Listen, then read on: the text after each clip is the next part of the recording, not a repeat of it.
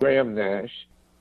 Great company to find myself in. But when you hear something like that about the 2 nuclear reactors at Diablo Canyon, you know that even when you go through official channels, there is no trusting those in political authority when it comes to doing the right thing about nuclear. And that means that whether you sit, stand, or run like hell, you are stuck in the seat that we all share. Nuclear hot seat, what are those people thinking? Nuclear hot seat, what have those boys been drinking? Nuclear hot seat, the corium is sinking. Our time to act is shrinking, but our activists are linking. Nuclear hot seat, it's the bomb. Welcome to Nuclear Hot Seat, the weekly international news magazine keeping you up to date on all things nuclear from a different perspective. My name is Libby Halevi. I am the producer and host, as well as a survivor of the nuclear accident at 3 Mile Island from just 1 mile away. So I know what can happen when those nuclear so-called experts get it wrong. This week, we examine the larger implications of last week's 2 major earthquakes in Southern California when it comes to our 2 operating nuclear reactors at Diablo Canyon. Veteran activist, journalist, broadcaster, and firebrand Harvey Wasserman fills us in on the nuclear implications of those 2 quakes and how, except for a little bit of distance and a lot of luck, the consequences could have been devastating for people and the environment. We will also have nuclear news from around the world, numbnuts of the week for outstanding nuclear boneheadedness, and more honest nuclear information than all mainstream media outlets combined included in their post-earthquake coverage last week. All of this coming up in just a few moments. Today is Tuesday, July 9, 2019, and here is the week's nuclear news from a different perspective. Starting out with an update on the Piketon, Ohio, Zons Corner Middle School case, where surveyors found evidence of radioactivity, including uranium, neptunium, and plutonium, and closed the school down. Now surveyors have found evidence of radioactivity up to 14 miles from the former Portsmouth Gaseous Diffusion Plant, which is between 3 and 4 miles from the school. And now the presence of radioactive fusion materials has been discovered at the Huntington Pilot Plant site in West Virginia, only 67 miles away from the Portsmouth Diffusion Plant. Vina Colley, co-founder of National Nuclear Workers for Justice, has revealed that the Piketon plant received weapons-grade atomic bomb matter from its early 1950s opening, and some of that material also went to the Huntington site, which was demolished in 1978 and 79, and most of the contaminated portions were then buried in a classified yet unlined landfill. Contaminated material from the Huntington site was trucked to Piketon for burial, and one of the truck drivers involved in that died from his exposure. Pike County's cancer rate in 2018 was the second highest in Ohio, according to the Ohio Cancer Incidence Surveillance System at the Ohio Department of Health. Meanwhile, 479 people have filled out an online cancer cluster study form, along with an additional list of 150 names from a community group, totaling nearly 600 responses from people who say they have cancer or negative health effects and live near or are connected to the plant. According to one local official, an alarming number for a community of our size. A second proposed class action suit has been filed, stating in part that residents who live in the vicinity of the A plant, as it is called, have also experienced more than their fair share of cancers and other diseases, and animals and plants nearby were found to contain harmful contaminants. Tests on deer killed by cars showed uranium isotopes in their livers. Traces of uranium were found in milk and egg samples from the area farms and from vegetables in the gardens of residents in the vicinity of the A plant. And fish from area waterways were found to contain uranium and plutonium. Now, Matt Brewster, health commissioner with the Pike County General Health District, has requested a third-party assessment to study the scope of the problem. This story is ongoing and growing, and we will continue to cover it. A professor of civil and structural engineering at the University of Colorado has come out saying that he is unsure of the safety of the Seabrook, New Hampshire nuclear plant. Owner-operator Next Era, of course, claims that they're simply wrong. But Professor Victor Sauma said that when he read the Nuclear Regulatory Commission's analysis of testing done at Seabrook Station, he was, quote, shocked by its, quote, sophomoric approach, simplistic analysis, and erroneous assumptions that were made. In Japan, thyroid cancer cases outside of Fukushima Prefecture, that's not thyroid nodules, it's cancer, have already been found. 9 cases in children in Tokyo and 7 cases each in Saitama and Kanagawa prefectures, with 6 cases in Miyagi Prefecture. This according to data from the 311 Fund for Children with Thyroid Cancer, an NPO that provides financial aid to families of children who were 18 or younger at the time of the nuclear accident in 2011. A nice upbeat story about the 19th birthday of Japanese swimming star Rikako Aiki, who is battling leukemia.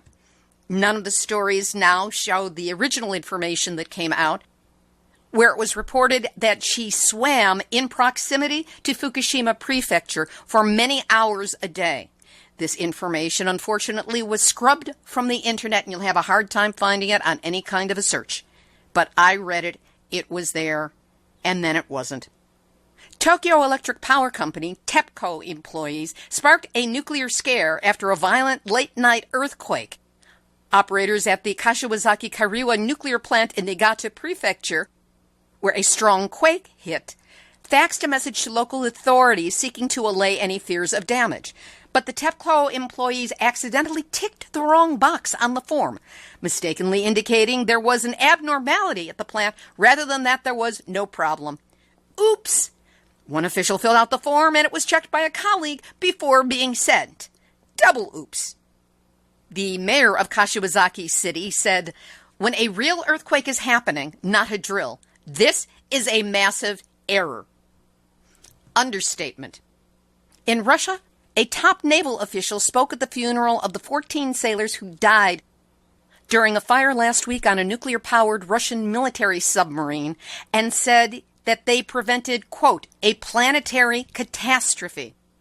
And on Tuesday, June 18, a Russian floating nuclear power plant was opened in the Arctic city of Murmansk.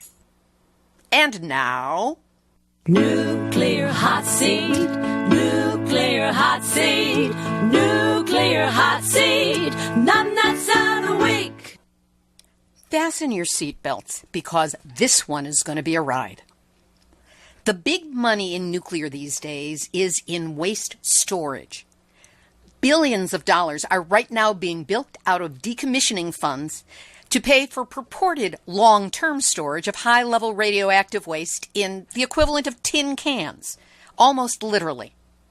But how long can they last? Imagine a Chernobyl's worth of radioactive material, 50,000 pounds of the stuff, in a single 5/8-inch thin stainless steel canisters.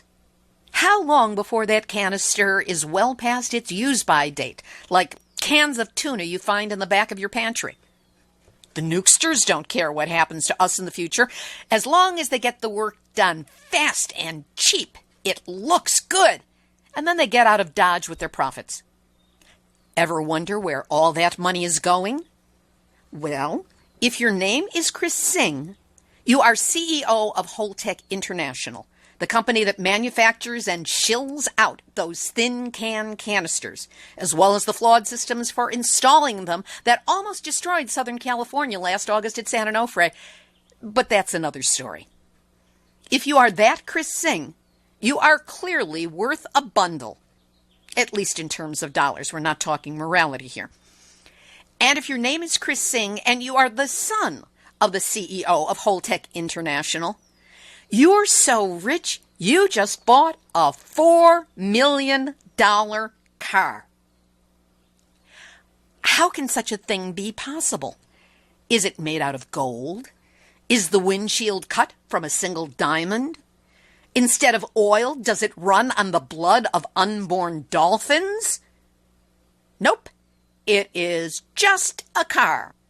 One so important in some corners of the world that Lamborghini made a video of the gloating owner and his new toy as a promotional piece. And in this video, at one point, Chris, son of a sing, actually said, I hope that this car stays in my family for as long as my family and this planet exist. I hope this car stays in my family for as long as my family and this planet exist? You son of a sing. You're talking about the existence of the planet in terms of a car, when your father's technology is setting us all up for radiological destruction, unless, of course, we're housed deep underground in a billion-dollar former missile silo bunker, in which case you might survive, but I sure won't, and I doubt that any of my listeners will either. So, okay, what does this son of a sing actually do to afford a $4 million car? Actually, $4,100,000 and change, but when you're in that tax bracket, you don't count the hundred thousands. Who is he, and what does he do to make that kind of money? Well, like so many of us do, I checked on LinkedIn to see if he's anything more than an overprivileged, overmoneyed, spoiled, rotten son of a billionaire. Are you listening, Trump boys? Because he's got a better car than you do. And I discovered that Chris Singh the Younger's only business connection is with a company called Ajivi. All lowercase because, you know, it's hip and Lamborghini-esque. Ajivi is listed as, quote, an organization providing consulting, technology, outsourcing, and next-generation services in the domain smartities. Smartities? Ignore that none of this tech geek speak makes any sense to a civilian or a normal human being. Smartities? Sounds like a tech startup financed by Daddy. Maybe a shell company to hide the obscene profits because, hey, would a tech startup really be able to pay someone enough to dump $4.1 million on a single car? I checked further into the website for Ajivi, and it still made no sense. But I did something else, too. I checked GoDaddy. See if Smartities is a made-up word created by this company to signify its exclusive blah, blah, blah. I wanted to see if they were smartity enough to nab the URL. And guess what? They weren't. But I was. Smartity enough, that is. And for a mere $12 annual fee, $11.99 to be exact, because that's important in my tax bracket, Nuclear Hotseat is now the proud owner of the URL smartity.com. Now, admittedly, it may be a typo for smart cities, which would make sense in terms of the rest of the website. In which case, shame on your $4 million car owner's company having anything as déclassé as a typo on your gazillion-dollar website when a proofreader in a third world country from Fiverr would have caught it. But if that intended word is smartities, and you're listening, Chris 1 or Chris 2, I want you to know that I believe in the free market insofar as website URLs are concerned. So, the URL Smartities is for sale. And all I want for it is about the same as someone would pay for a car. Say, a new Lambo. Interested? Have your people call my people. And that's why, Chris Singh the Lesser, you and your stinking car bought with your father's radiation-tainted millions, you, the car, and your father are this week's Nuclear Hot Seat, numbnuts out a week. God, that felt good. Video of Chris Singh and his Lambo are up on the website, nuclearhotseat.com, and the quote that I took comes out at 3:58. We'll have this week's featured interview in just a moment, but first, well, my bags are packed. I'm ready to go to New Mexico for this weekend's commemoration of the 40th anniversary of the Church Rock uranium tailings disaster. I've already begun interviewing my contacts and will bring ambient audio from the march this Saturday and, when appropriate, the ceremonies and speakers. I'm just about set, but there's still one little problem. I have not yet been able to raise enough money to cover my expenses. That's where you come in. That's right. I am asking you for a donation to help cover expenses of this vital trip. It's essential that a record be made of the nuclear atrocities that have happened to Navajo Nation and in so many other communities. That's why Nuclear Hot Seat exists and why it travels when possible, to report our history, what's been in the past, the history we are now making on a daily basis so that we can share our victories and support each other when the setbacks happen and understand the global picture, and also to have an audio archive so that in the future people can look back and see what it was that we were dealing with. There are nuclear stories everywhere, and when I can travel to them, you get the immediacy of being there with me on the front lines as it's happening, along with expert interviews to help you understand the significance of these events. So if you've ever thought about sending a donation to Nuclear Hot Seat and maybe haven't, this would be an excellent time to start. Any amount will help. You can send a one-time donation of any size. You can set up a continuing donation of any size by clicking on the big red donate button at nuclearhotseat.com. If you wish to support the show on an ongoing basis, there's also a big green donate button to allow you to quickly set up a recurring donation of just $5 a month. Know that all donations this week will be applied directly to my Church Rock expenses. And realize that you have been an essential part of my bringing you the story of Church Rock. Whatever you can do to help, I'm deeply grateful that you are listening and that you care. Here's this week's featured interview. On July 5th and 6th this year, 2019, just last week, Southern California experienced two major earthquakes. On the 4th of July, we set off fireworks with a 6.4, and then the day after, on July 5th, came the massive 7.1. Both happened near Ridgecrest, California, 120 miles from Los Angeles. And so while it could have been worse for a major population center, it wasn't so bad. Or was it? According to veteran activist Harvey Wasserman, we just barely ducked a nuclear bullet. Harvey is a journalist, broadcaster, author, and a 40-plus year veteran of the anti-nuclear wars, known for his acutely analytical mind, his energy, and his ferocity in speaking against all things nuclear. Harvey just published an article in opednews.com entitled, "The Quake to Make Los Angeles a Radioactive Dead Zone." Having read that headline, to say nothing of the ensuing article, I knew I had to talk with Harvey ASAP. We spoke on Saturday, July 6, 2019. Harvey Wasserman, great to have you with us on such short notice here on Nuclear Hot Seat. Thank you. It's always an honor to be on with you, Libby. We have a situation in Los Angeles where we have just had, admittedly about 120 to 200 miles away, two earthquakes over the last week. A 6.4, which is quite major, that took place on July 4th. And then the next day, July 5th, we had a 7.1. What were the implications of those earthquakes for the nuclear reactors at Diablo Canyon and the waste that is being buried in substandard canisters at San Onofre? The number one issue is Diablo Canyon. The quakes at China Lake were less than 200 miles from the epicenter of the two reactors at Diablo Canyon. And it was actually a comparable distance, maybe a little further, from the epicenter of the quake that caused Fukushima.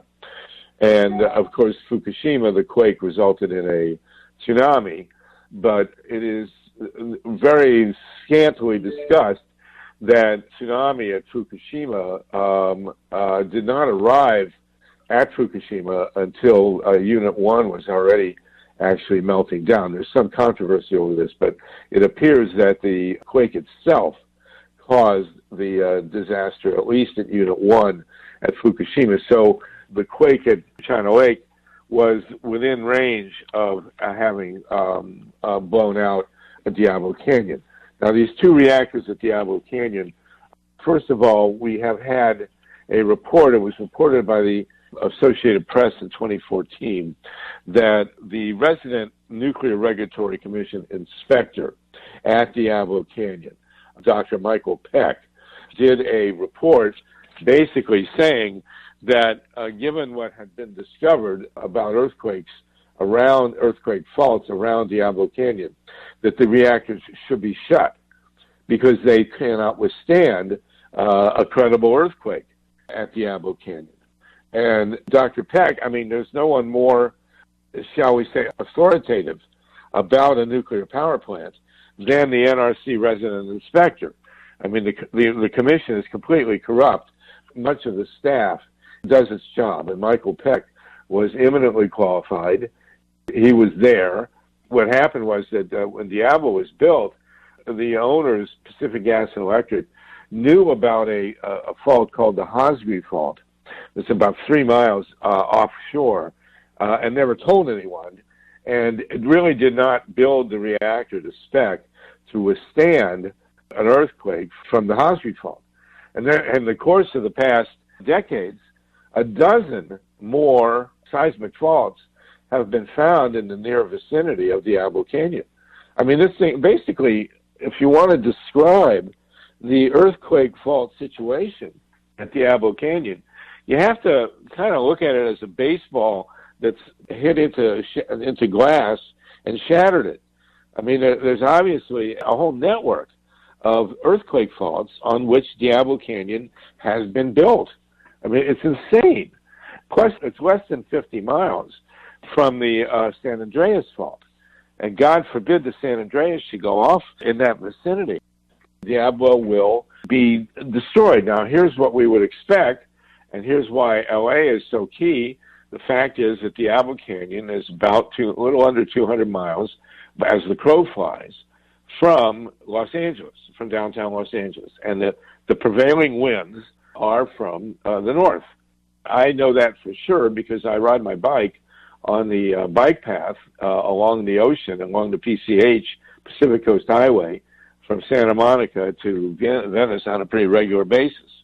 And without exception, when you go down, the wind is to your back, and when you come back up north, the wind is in your face, and that means the wind is blowing from the north, from San Luis Obispo, and from Diablo Canyon, which is 9 miles west of San Luis Obispo on the Pacific Ocean. So the reality here is that you had a 7.1 quake at Ridgecrest, China Lake. A 7.1 is more than sufficient to reduce Diablo Canyon to rubble. And Diablo is about it's under 200 miles as the crow flies again from Ridgecrest, China Lake. And so if that quake, God forbid, had gone off less than 200 miles to the northwest, you would have Diablo Canyon reduced to rubble. Now, what would happen is, and I'm not sure, Levy, have you seen the Chernobyl series on HBO? I have resisted it because I've read several books about it, and I don't know that I want those images coming up that violently and that directly to me. It's enough that I have read the words about them. Well, sooner or later, you're going to have to. Sooner or later, I will. And I would recommend watching it early in the day and with someone. I mean, I've been involved in the anti-nuclear movement since 1973. I did a report on nuclear power in ninth grade in 1959. And I have to say that I have never seen anything like this. You know, it's the number one viewed TV series in the history of TV, which is very encouraging. And my mistake was watching it at night because I couldn't sleep, which has never happened to me. And all the years, I'm 73, and all the years I have watched movies and TV, I have never been unable to sleep until this.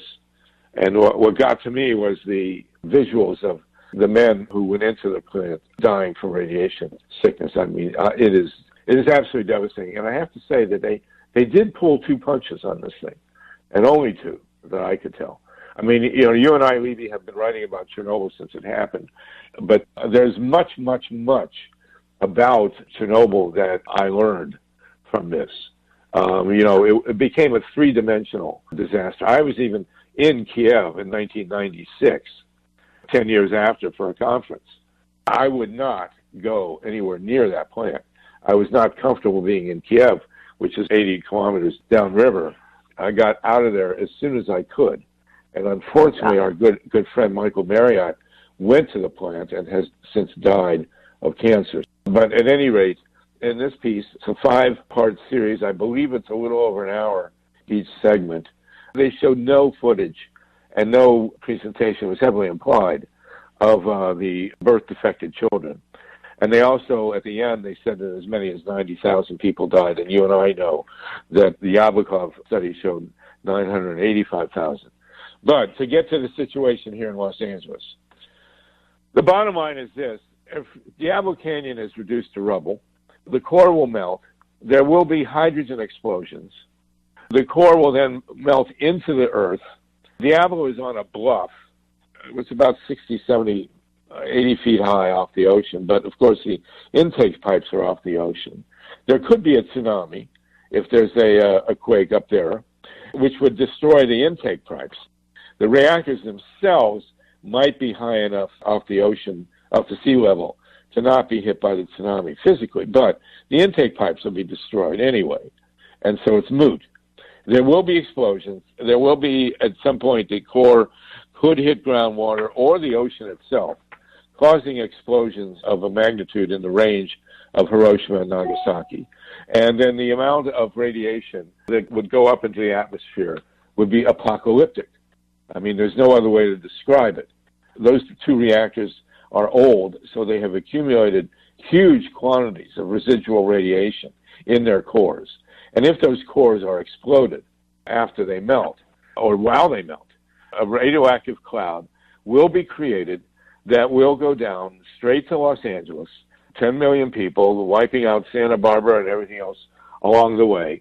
The death toll, the human death toll, will be in the millions, and the property damage will be incalculable.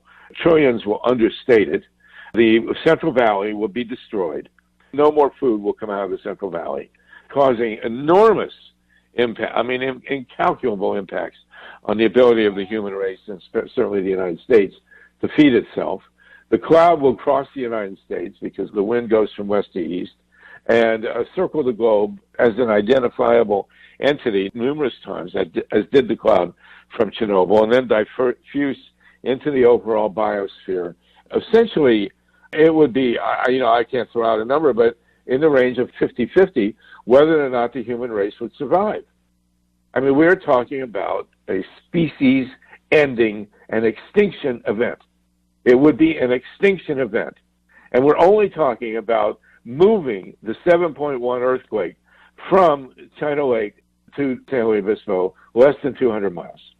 And there is no doubt that those earthquake faults are all linked. And it's shocking that it hasn't even spread at this point. Okay, that is the hypothetical what if. What do we know about existing problems at Diablo that are dangerous all by themselves, even without an earthquake becoming involved? So first of all, these reactors opened in the 80s, so they're 30-plus years old, which means that they are embrittled. All reactors that are that old are embrittled. You subject the metals in the interior to 3 decades of the world's most possible intense radiation, heat, and pressure. And no matter how good or how thick the metal is, it will undergo chemical changes. The embrittlement at Diablo 1 was measured by the Nuclear Regulatory Commission more than 10 years ago, and it was rated as one of the most embrittled reactors in the country. Now, embrittlement means that the metal in the components loses its resilience. And so if it's hot and it's hit by cold water which is what has to happen if there's, God forbid, a meltdown, then it will shatter. And if the metals inside the reactor core shatter under pressure with the heat of a chain reaction still going on, you have an apocalyptic event. The reactor will blow apart. The water will pour through the shattered piping onto the core. There will be hydrogen and there will be steam. And the hydrogen will explode and the steam will blow the reactor to pieces and the radiation will pour into the atmosphere. That's embrittlement. We are 100% certain that Unit 1 at Diablo Canyon is significantly embrittled. Unit 2 is slightly different, but Unit 1 is older, and they used copper in the welding at Unit 1. And after they built Unit 1, they discontinued using that copper because it's known to be more prone to embrittlement. So there's absolutely no doubt that this is the situation. We have begged the governor of California, Gavin Newsom, to independently investigate, inspect these two reactors so we can find out not if it's embrittled, but how embrittled it is. And we have gotten zero response from the state. Completely ignored our petitions, which you have signed, along with Mimi Kennedy, Jane Fonda, Jody Evans, Lily Tomlin, Martin Sheen, Eric Roberts, Graham Nash, Jody Evans. It's ridiculous. We haven't even gotten a written response. There's nothing to do with an inspection. It's not a hard thing to do. We also would guess, it's not really a guess, it's reasonable certainty that the piping is cracked, as would happen after so many years. We know that Pacific Gas and Electric is in bankruptcy. They have their third president in 2 years. They blew up a neighborhood in San Bruno in 2010 and killed 8 people. They burned down Northern California, killing 80 people. That was the Paradise Fire, which started with sparks coming off of some of the electric towers that they had. Transmission lines. They're compromised. They're under-maintained. The wires come down. They don't trim the brush underneath, and the sparks fly. The fires start. This is how Paradise, California, was burned to the ground. They declared bankruptcy basically to avoid the lawsuits from the people whose lives they destroyed. And, they're in bankruptcy court. PG&E is a convicted criminal because of the murder that they perpetrated in San Bruno. And these are the people that are running Diablo Canyon, these two enormous nuclear power plants. Given that these earthquakes were at distance, do we yet know of any direct impact on Diablo Canyon's reactors because of the earthquakes? Not at this time. It's pretty far. But, the point is, God forbid, the quake should spread as we would expect it to. And it's inevitable. And there's no way that those reactors can withstand a 7.1 earthquake. Just cannot. Those reactors should not be operating. I mean, a whole other reasons why not, but, with the threat of the earthquake, it's absolutely suicidal on an apocalyptic scale to allow those reactors to continue to operate. So what can we do if there have been petitions, and I know there's another one up on the Solartopia site, or maybe it's the same one. But if there are petitions, if there are calls, if people are asking for this and not even getting a response, what, in your mind, is necessary to bring this to the proper attention and get some action on it? Levy, not only can't we get a response from the governor or the state, we can't get any interest from the media. I mean, you're the first radio call I've had. And, I have my show, the Solartopia show on KPFK, but there's a complete denial on this. And one of the things you learn in the Chernobyl series, which is incredibly important, is that they knew, the Soviets knew, that the control rods that they were going to insert in case of an accident at a nuclear power plant in the Soviet Union, they knew that if they inserted a control rod, it would cause the reactor to blow up. And they did nothing.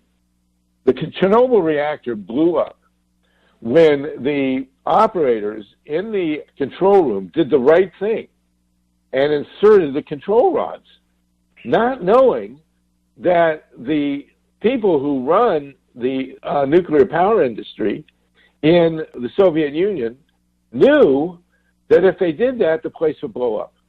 It was a design flaw. error. And they knew it, and they didn't tell the guys in the control room, who died, along with a million other people. And this is the same thing we have going on here in the United States. I mean, the Nuclear Regulatory Commission received Michael Peck's report, the site inspector at Diablo Canyon, for 5 years, warning that these two reactors had to shut because they could not withstand a credible earthquake, which we've just seen at China Lake, less than 200 miles away. And the NRC response was to fire him and move him to Tennessee, and he's no longer with the agency, and to bury his report. They did not want his report to become public. It's exactly the same as what happened at Chernobyl. And here we are, the earthquake knocking at the door, and nothing has happened. There is not. I listened to 5 hours of CNN coverage of the earthquake, and it was like happy talk. Nobody was killed, and there was shaking, and look at the mess in the supermarket. At least it was far enough away from Los Angeles or major population areas, blah, blah, blah. Yeah, they were all having a good time. Nobody got hurt, blah, blah, blah. Isn't this fun? And these people are in La La Land. And I have to say, Levy, I mean, I have loved that pretty much everything I've done in the anti-nuclear movement, but I did make one major sacrifice. I went to see the movie San Andreas, with some big star, I can't remember his name, and Dwayne "The Rock" Johnson. And it was a major motion picture about the San Andreas going off, and had San Francisco flooded and LA in ruins and blah, blah, blah. And I missed one of the best NBA championship games in history between the Cavs and the Warriors. But that was the sacrifice I made. And I had to go because someone said that they made this whole movie about the San Andreas going off and never mentioned Diablo Canyon. And I couldn't write that without seeing the movie, so I sat through the movie. It was excruciating. And sure enough, they did a whole movie about the San Andreas max earthquake going off, giant holes in the ground, LA and San Francisco utterly destroyed. Not one mention about the Diablo Canyon nuclear plant. Any nuclear plant. Unbelievable. Obscene. And so here we've had saturation coverage of these earthquakes here. Basically 2, a 6 and a 7. And not a single mention of nuclear power. You have to wonder if our species has brains enough to survive. What is the point here? And no word from the governor, no word from the state government, and it's even worse from the Nuclear Regulatory Commission. I'm sure you know this, Levy. After 2011, the disaster at Fukushima, the chair of the Nuclear Regulatory Commission, Greg Yasko, ordered a staff study and report, course of action in the wake of Fukushima, where only 4 American reactors blew up. And the staff came back within the past year, took them a long time, with a very detailed and exhaustive list of regulations that needed to be put in place as a reaction to the disaster at Fukushima, 4 American reactors. And the Nuclear Regulatory Commission, 3 of the 5 commissioners are Trump people, said, no, forget it. We're not going to do anything. Nothing has been done to the regulatory structure of the American nuclear power industry, with 97 reactors, soon to be 96, thankfully, when CMI shuts. But there has been no regulatory reaction to the Fukushima accident. And not a peep from the NRC. I'm sure we'll get a single paragraph press release saying everything is wonderful at Diablo Canyon. But we don't know where these seismic shakes are going to hit next. And God forbid it hits at Diablo Canyon. Harvey, your outrage is well placed, and it's an important reminder to the rest of us. Where do you go next with this information? And is there anything we can do to support you? We circulated a petition. We pulled together a beautiful, and you've been a part of it, amazing group in Los Angeles. We got A-list Hollywood stars to sign this petition. We know that the petition was sent back channel to the governor, our great liberal environmentalist governor. Nearly 2,000 people have signed the petition to move on. Listeners can sign it. It's at solartopia.org. And we've got nothing. Not only that, Levy, I have submitted op-eds, and I've had Hollywood stars submit op-eds to the major newspapers in this state, the LA Times, the Sacramento Bee, the San Francisco Chronicle, and they will not print our op-eds. It's astounding. They will not print our op-eds about the state of the reactors at Diablo. So now the earthquake has happened. I'll write another op-ed or two, send it in under my name, see if I can get other more famous people to sign and send those in. And we'll see if somebody's actually going to pay attention. We can keep calling the governor. You know, we have a Soviet government here. I mean, this is a clear path to absolute catastrophe. If those two reactors blow up, as they will when they're hit by an earthquake, they will blow up. And that cloud will come straight to L.A. 10 million people. It will go into the Central Valley. It will wipe out San Diego. It will go across the country. And no one seems to want to hear about it. And you've got a bankrupt company at PG&E. They're criminals. They've been convicted of federal crimes, PG&E. And then the state won't touch them. It's insane. Well, Harvey, we will stay in touch with you. We will give this whatever coverage we can. And if anybody's got any good ideas as to how we can raise this to the governor, to the media, any place else, if you've got any connections, let Harvey know, let me know. And listen to his show, Solartopia, which is on KPFK here in Los Angeles. Levy, you're the greatest. I love your book, by the way. You know, your book is a masterpiece, and your activism is just absolutely essential. So we have a magnificent Southern California environmental network on this.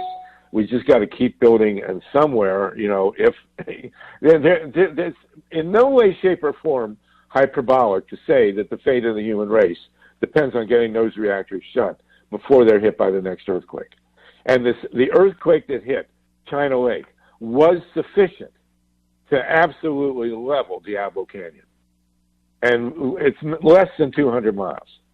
So we have to do something. And like I say, everyone listening, I never really recommend TV shows, but you have to see the Chernobyl series. Having been to Kiev, having been with Chernobyl for more than 30 years from the day it happened, it's a whole other level, order of magnitude of consciousness. Do not see it at night, you know, and don't see it alone.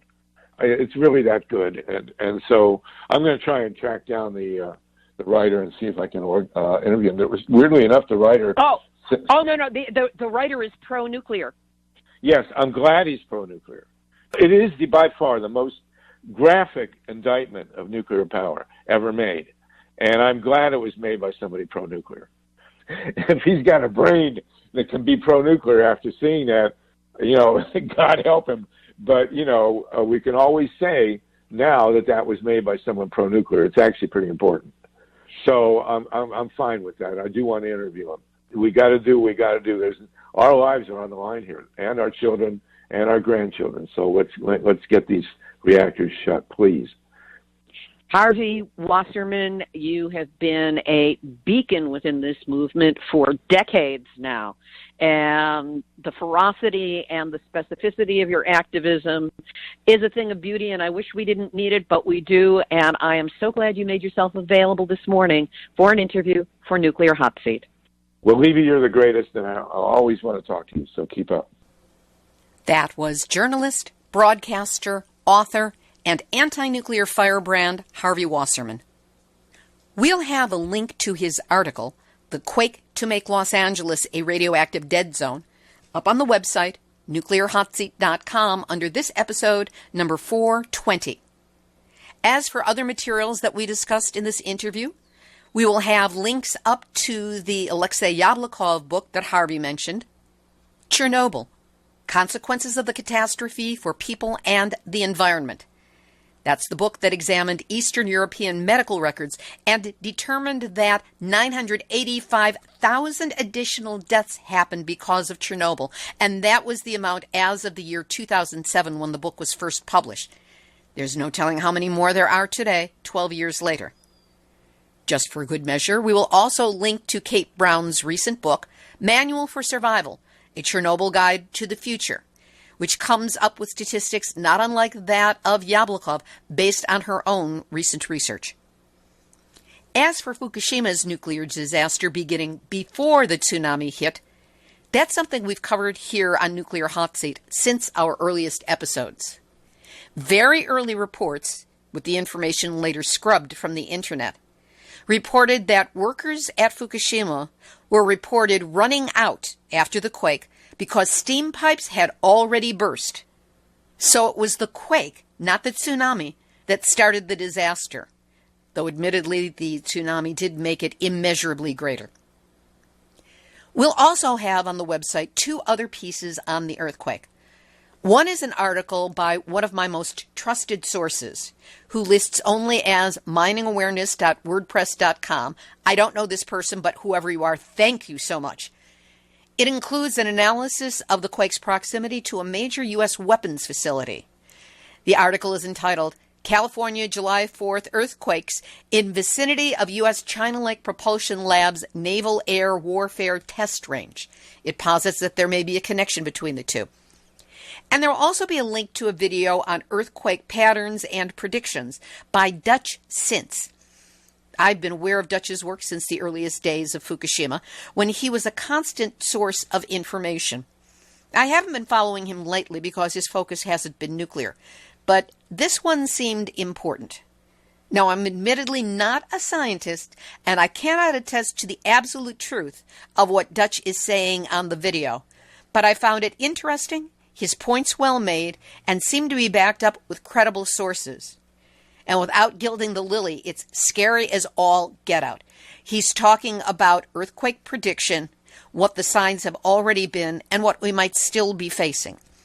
Again, I posted because I found it of interest, especially in light of the Harvey Wasserman interview, and thought it worth sharing. Whether you like it or not, your mileage may vary. It's up at nuclearhotseat.com under episode 420.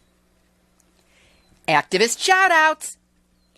The Church Rock community is still open for statements of solidarity with the 40th anniversary of the uranium tailings disaster. That's when, on July 14, 1979, ironically, only 14 weeks after the nuclear accident at 3 Mile Island, 94 million gallons of radioactive mine waste fluids and 1,100 tons of uranium tailings, also highly radioactive, were released and flooded into the Puerco River and Navajo lands. Even if you cannot be there, you can still give them support. The Church Rock community is still open for statements of solidarity from organizations or individuals. If you can move fast, the deadline is July 11. Send it to the Redwater Pond Road Community Association, care of Susan Gordon. Her email is S like Sam Gordon, Gordon, at SW like Southwest uraniumimpacts.org. Of course, I will link to it on the website. Let's show the members of Navajo Nation that the world's anti-nuclear community knows what they have suffered and stand in solidarity with them. It will mean a lot. And happy belated anniversary to all of us. That's because on July 7, 2017, the historic United Nations Treaty on the Prohibition of Nuclear Weapons was adopted, with 70 nations signing. It's now in the process of being ratified, country by country, into international law. Thus far, 23 countries have ratified, and we only need 27 more for passage. Want to help that happen? Here's how. The International Campaign to Abolish Nuclear Weapons, or ICAN, has put together a new campaigner's guide to the signature and ratification of the Treaty for the Prohibition of Nuclear Weapons, or TPNW. It's full of suggestions for actions you can take in your local community to encourage your country to sign and ratify the treaty. And here in the USA, which will undoubtedly be the last country on the planet that would even consider signing, you can work this on local governments to build pressure from the grassroots up. No government is too small, even if it's a neighborhood council. Find out more by going to ican.org, ICAN.org, because we can, and we will. Here's today's final thought. If strategy is an end goal that we want to achieve, tactics are the pieces we use to get there, the means that we follow.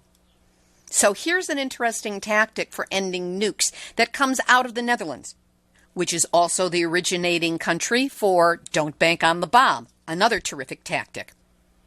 For many years now, Europe's biggest insurers have refused to sell policies to coal miners and arms producers. And now a Dutch firm may go further by denying coverage to gambling companies and nuclear power generators. The asset management arm of ASR Netherlands NV already has a list of 243 companies that it won't invest in for ethical reasons. Now the Utrecht, Netherlands-based firm is considering applying that list to the insurance side as well. This according to their CEO, Jos Baeten. He said, "We are having an internal debate on whether we can still justify insuring those companies that are excluded from our investments based on our socially responsible investment policy." This is a tactic that can work. AXA SA was the first big firm to stop insuring new coal-fired power plants back in 2017. By the end of 2018, 5 other major insurers had followed suit. And these insurers also deny policies to producers of weapons banned by international agreements. ASR is now looking to broaden its exclusion list further to cover all armaments, as well as gambling and nuclear power. And what's nuclear power except gambling on a massive scale? By setting this as an example, ASR could move other firms to follow them. CEO Baeten's position is straightforward. He said, "If you can't explain yourself on the national news, you shouldn't do it. You should have the guts to make choices." This strikes me as a brilliant tactic. I mean, what would it be like if all of the nuclear reactors here in the United States, we'll take this as an example because it's a big one. What if all of those nuclear reactors could not get any insurance coverage? Just like homeowners cannot get any kind of coverage for nuclear accidents. It's a standard exemption in their homeowners policy. If you don't believe it, just read your policy and find it there. Nuclear is a liability for the entire planet. And there is no reason why certain quarters of it, are you hearing me, Chris Singh and Son, are making obscene, ridiculous fortunes off of it, when with one major oops, we could lose everything. So if anyone listening has any connections high up in the insurance industry and has any thoughts as to how this might proceed, send an email to info@nuclearhotseat.com and let's see if we can get something going. Remember, the only thing they respect is money. So let's do what we can to cut them off from the source of that money and the assuredness of that money, and increase their level of hurt or perceived possibility of hurt to the point where they just get out of the entire dirty business. Then all we have to do is worry about what to do with all of that highly radioactive nuclear waste that has already been created. Something deadly and that cannot be escaped in any way, not even in a Lamborghini. This has been Nuclear Hot Seat for Tuesday, July 9, 2019. Material for this week's show has been researched and compiled from nuclear-news.net, doingrenard.wordpress.com, miningawareness.wordpress.com, Beyond Nuclear International, the International Campaign for the Abolition of Nuclear Weapons, or ICAN, HuntingtonNews.net and the excellent reporting of news editor Tony Rutherford, Dispatch.com, activist and whistleblower extraordinaire Vina Colley of the National Nuclear Workers for Justice, the Columbus Dispatch, Environmental Working Group, Newburyport News, WFXG, JapanTimes.co.jp, OurPlanet.tv.org, Mainichi.jp, JapanToday.com, AnglicanNews.org, LinkTV.org, Bloomberg.com, PressandJournal.co.uk, DailyRecord.co.uk, TheScotsman.com, Nippon.com, Newsweek, NHK.or.jp, Reuters, SundayGuardianLive.com, and the misguided, short-sighted dolts at the Nuclear Regulatory Commission who didn't listen to warnings coming out of their own inspector on site at Diablo Canyon and have made horrific, potentially deadly mistakes with the storage of high-level radioactive waste down at San Onofre, and the help and insights of all of you listeners of Nuclear Hot Seat who contact me with some excellent suggestions. Thanks to you for listening, and a big shout out to Nuclear Hot Seat listeners and followers around the world in 123 countries on 6 continents and counting. If you haven't already done so, go to the Nuclear Hot Seat Facebook page, hit like, hit share, respond to a post. Let's get a conversation going. And if you want to get Nuclear Hot Seat delivered via email every week, it's easy. Go to nuclearhotseat.com, go to the yellow box, enter your first name and email address, and you'll get it every week. I promise I will not bug you. Nobody else will get your email. It's just between us. If you have a story lead, a hot tip, or a suggestion of someone to interview, send that email to me at info@nuclearhotseat.com. And if you appreciate these weekly verifiable news updates, sometimes from the front lines of what's going on in the anti-nuclear world, take a moment to send a donation of any size to nuclearhotseat.com. Under all circumstances, we will really appreciate your support, and especially now with the Church Rock trip looming. This episode of Nuclear Hot Seat is copyright 2019, Libby Halevi and Heartistry Communications. All rights reserved, but fair use allowed as long as proper attribution is provided. This is Libby Halevi of Heartistry Communications, the heart of the art of communicating, reminding you that luck is a terrible safety plan when it comes to a nuclear reactor, especially one or two in an earthquake zone. There you go. You have just had your personal nuclear wake-up call. So please, don't go back to sleep, because we are all in the Nuclear Hot Seat. Nuclear hot seat. What are those people thinking? Nuclear hot seat. What have those boys been drinking? Nuclear hot seat. The corium is sinking. Our time to act is shrinking, but our activists are linking. Nuclear hot seat. It's the bomb. Question everything. Intelligent radio for intelligent people. UCY.tv.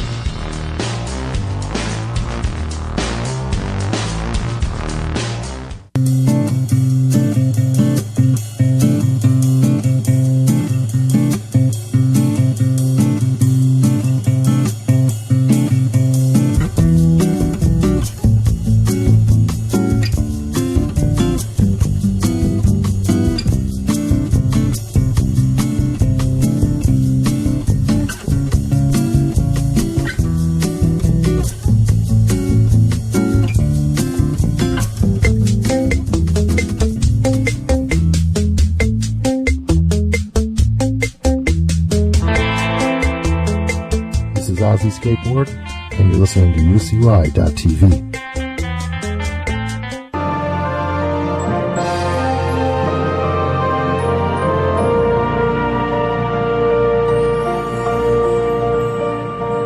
I have seen the torch of freedom pass from hand to yearning hand, and the vision of our fathers spread hope throughout this land, as the dreams some fought and died for in my heart become